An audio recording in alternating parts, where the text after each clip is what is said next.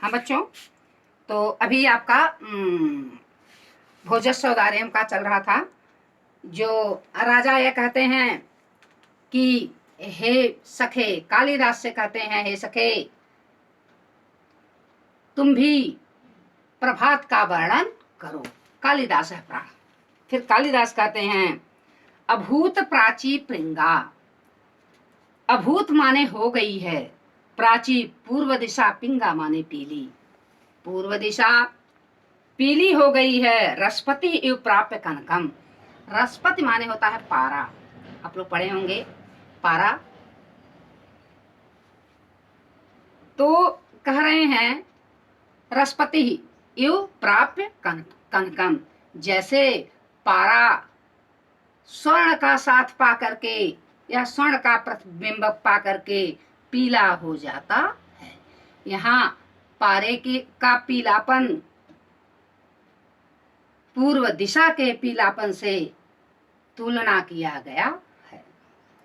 गतः छायः चंद्रो, चंद्रमा का गतः छायः चंद्रो, छायस चंद्रो, चंद्रमा की छाया चली गई है। छाया माने कांति। चंद्रमा की कांति चली गई है या कम हो गई है या समाप्त हो गई है। कैसे? या चंद्रमा शोभा नहीं पा रहा है। कैसे नहीं पा रहा है? बुधजन इव ग्राम्य सदस्य। ग्राम्य सदस्य माने गंवारों की सभा में। ग्राम्य माने होता है गांव वाले, सदस्य सभा में, गांव के लोगों के सभा में जिस प्रकार से बुद्धजन इव, इस प्रकार से विद्वान लोगों को सम्मान नहीं मिलता है या उनके गुण का पता नहीं चलता है। तो यहाँ पर चंद्रमा प्रातः काल उसी तरह से शोभा नहीं पा रहा है, उसकी छाया चली गई है, चमक चली गई है, जिस प्रकार से गंवारों के बीच में विद्वानों को शोभा नहीं प्राप्त होता है। आगे क्या कह रहे हैं? क्षणम क्षीणाः ताराः, क्षणम क्षीणाः ताराः नृपतयः इव अनुद्यम पराः।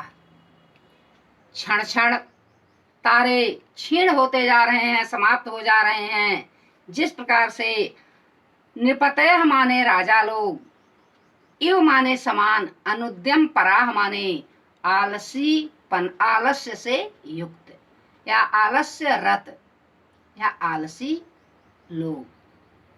क्षण क्षण भर तारे उसी प्रकार से समाप्त हो रहे हैं जिस प्रकार से अनुद्यमी राजा की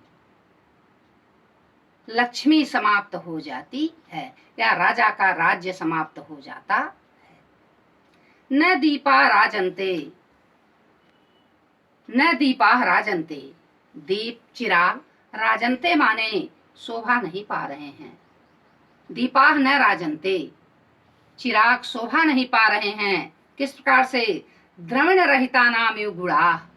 द्रविण माने होता है धन, संपत्ति। रहित माने कमजोर, इव माने समान, गुणाः माने गुणी व्यक्ति।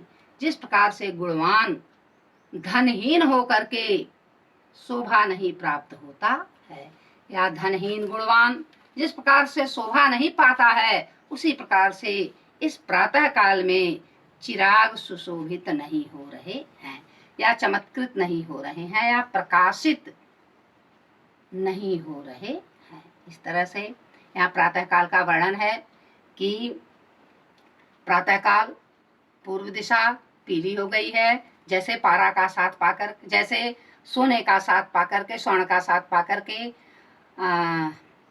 पारा पीला हो जाता है। दूसरा, चंद्रमा उसी तरह से छाया रहित हो रहा है, कांति रहित हो रहा है, जिस प्रकार से गंवारों के बीच में विद्वान लोग या बुद्धिमान लोग सम्मान नहीं पाते हैं या उनकी कांति नहीं रह जाती है। इस प्रातः काल में तारे उसी प्रकार से क्षीण हो रहे हैं, समाप्त हो रहे हैं या उनकी चमक कम हो रही है, जिस प्रकार से अनुद्यमी राजा का धीरे धीरे राज्य समाप्त हो जाता है। प्रातः काल में चिराग उसी प्रकार से शोभा नहीं पा रहे हैं जिस प्रकार से गुणवान व्यक्ति धन रहित होकर के समाज में शोभा नहीं प्राप्त करता है।